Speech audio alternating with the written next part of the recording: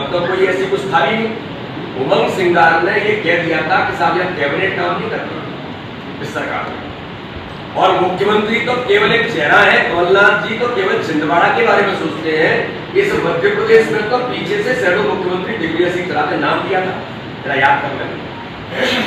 गोविंद सिंह ने, उनके वरिष्ठ मंत्री, बड़े ताकतवर मंत्री माने जाते हैं, ग्वालियर चंबल संभाग के अंदर उन्होंने क्या कहा था? उन्होंने कहा था कि साहब ये हमारे विधायक और ये हमारे टीआई टेंडर ले रहे हैं रेत के उत्खनन के, रेट ये तय कर रहे हैं और ये पैसा ऊपर तक जाता है। ये मैंने नहीं कहा, भारतीय जनता पार्टी के किसी कार्यकर्ता ने नहीं कहा, ये गोविंद सिंह ने कहा। और ये पैसा ऊपर तक जाता है तो ऊपर नहीं क्या है, कब मान लेता है ऊपर तक। इमरजेंसी के दौरान सलाह देने में संजय गांधी को और इंदिरा गांधी को, ये वही लोग हैं। इसलिए लोकतंत्र आंतरिक वहां नहीं चाहिए। भारतीय जनता पार्टी तो कार्यकर्ताओं का संगठन है, थोड़ी सांस ले सकते हैं। मुझसे कोई भी कार्यकर्ता कुछ भी बात कह सकता है, उसका अधिकार है, हम सुनते भी हैं। नाराजगी हो सकता है, कुछ भी हो सकता है, तो ये सारी बातें यहाँ हो सकती है। इसलिए कांग्रेस आज अंतर्द्वंद अंतर्कलह से पीड़ित है। इसलिए कोई भी अगर भारतीय जनता पार्टी में कार्यकर्ता के नाते से आना चाहता है तो उसका सहृदय स्वागत है।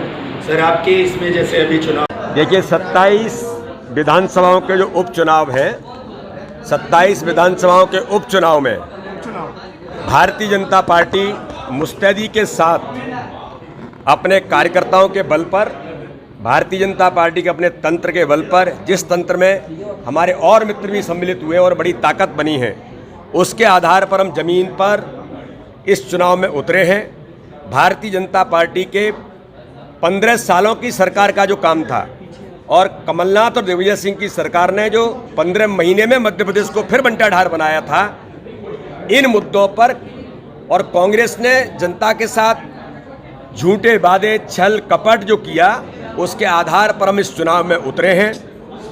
और मध्य प्रदेश के अंदर मध्य प्रदेश की जनता को कि शिवराज सिंह चौहान जैसा नेतृत्व चाहिए या कमलनाथ और दिग्विजय सिंह जैसा नेतृत्व चाहिए, इन सारे मुद्दों पर ये चुनाव भारतीय जनता पार्टी वर्सेस दुरावस्थावादी कांग्रेस होगा। और मैं आपको विश्वास से कहता हूं कि 27 की 27 सीटें भारतीय जनता पार्टी जीतेगी। पन्ना के विकास के सभी मुद्दों पर सभी जनप्रतिनिधि, केवल मैं नहीं, हमारे सम्माननीय विधायक, पन्ना के हमारे मंत्री बने हैं वो सब, और भारतीय जनता पार्टी के कार्यकर्ताओं के साथ भी मैं ऐसा मानता हूं कि शासन प्रशासन भी बहुत सजग है और पन्ना के विकास के लिए हम सब प्रतिबद्ध हैं। कि झंडा हम ही फहराएंगे अगला, क्या कहें? वो 15 अगस्त को भी फहरा रहे थे जी, 15 अगस्त को भी फहरा रहे थे। 26 जनवरी भी आ रही है। हाँ, अब वो अपने घर में कोई भी फहरा सकता है झंडा, क्या दिक्कत है? कहीं भी फहरा, तिरंगा झंडा अपने घर में फहराने का अधिकार है। अब तो वो फहरा सकता है। साहब, आपका डायमंड पार्क इंदौर ले गए थे, आप पन्ना लाएंगे? देखो, मध्य प्रदेश को तो दिग्विजय सिंह ने बंटाढार करके मध्य प्रदेश को ही लूट लिया था उन्होंने।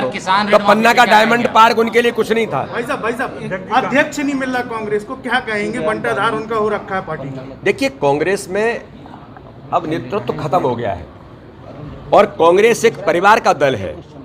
और ये वो लोग हैं जो अंग्रेजी मानसिकता के लोग हैं। मुझे कहने में कोई संकोच नहीं है, क्यों नहीं अध्यक्ष दूसरा बनता, क्योंकि अंग्रेजी मानसिकता वाले लोग भारत के अंदर इन लोगों को चाहिए। अब मैं इनको कुछ कहूं तो मुझे अच्छा नहीं लगेगा, मैं जिम्मेदार व्यक्ति हूं, इसलिए मुझे ऐसे शब्द उपयोग नहीं करने चाहिए।